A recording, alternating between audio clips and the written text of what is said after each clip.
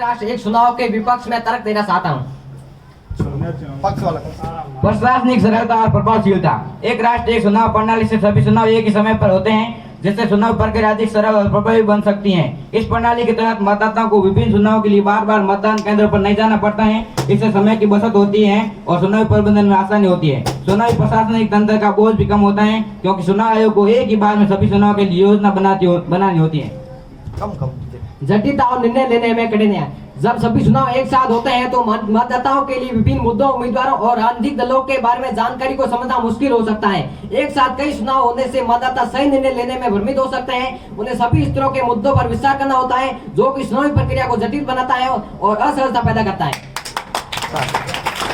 वित्तीय लाभ। एक चुनाव कराने से सरकारी खजाने पर बोझ कम होता है। चुनावों के लिए आवश्यक प्रशासनिक खर्च और सुरक्षा और लॉजिस्टिक्स का खर्च एक बार में किया जाता है, जिससे कुल लागत में कमी आती है। ये विशेष रूप से विकासशील देशों के लिए महत्वपूर्ण है, जहाँ संसाधनों की कमी होती है। एक साथ चुनाव कराने से बर्बादी और फिजूल खर्ची कम होती है। स्थानीय मुद्दों की अनदेखी। एक राष्ट्र एक चुनाव प्रणाली के तहत स्थानीय मुद्दों की और चुनाव की महत्वपूर्णता कम हो सकती है। जब राष्ट्रीय और स्थानीय चुनाव एक साथ होते हैं तो मतदाता राष्ट्रीय मुद्दों पर अधिक ध्यान केंद्रित कर पाते हैं। इससे स्थानीय समस्याओं की अनदेखी हो सकती है। यह स्थानीय सरकारों की जिम्मेदारी और जवाबदेही को भी प्रभावित कर सकता है, क्योंकि मतदाता स्थानीय नेताओं की बजाय राष्ट्रीय नेताओं पर अधिक ध्यान देते हैं। मतदाता जागरूकता और भागीदारी।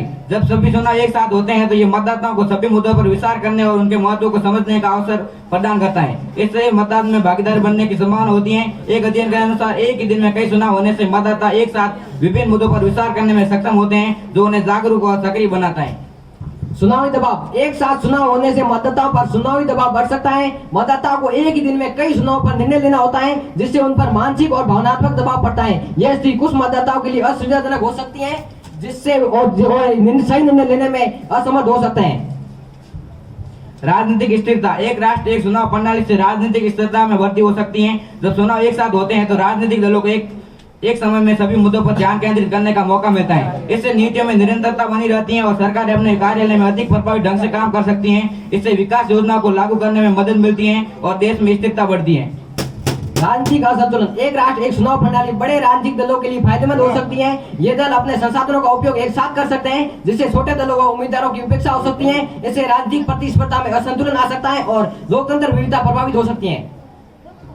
दलों के बीच समान प्रतिस्पर्धा। एक साथ चुनाव होने से सभी दलों को समान अवसर मिलता है। राजनीतिक दलों को अपने संदेश और विचारधारा को प्रभावी ढंग से प्रस्तुत करने का एक समान मंच मिलता है। इससे छोटे दलों को भी अपनी बात रखने का अवसर मिलता है, जो लोकतंत्र के लिए आवश्यक है। चुनावी व्यस्तता। जब सभी चुनाव एक साथ होते हैं तो चुनावी व्यस्तता बढ़ जाती है। राजनीतिक दलों को एक साथ कई मुद्दों पर प्रचार करना होता है, जिससे कार्यकर्ताओं और संसाधनों पर अधिक दबाव पड़ता है। इससे कार्यकर्ताओं की थकावट और रणनीतिक विचलन हो सकता है, जिससे चुनावी अभियानों की गुणवत्ता प्रभावित हो सकती है। स्थानीय और राष्ट्रीय मुद्दों का समन्वय।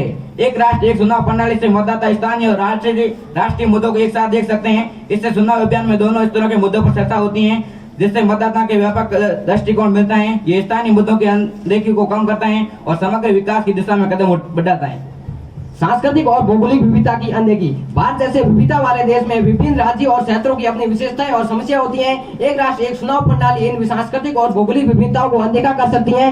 यहाँ अलग अलग क्षेत्रों में अलग अलग मुद्दों की प्राथमिकता देने में मुश्किल पैदा कर सकती है। जय हिंद, जय भारत।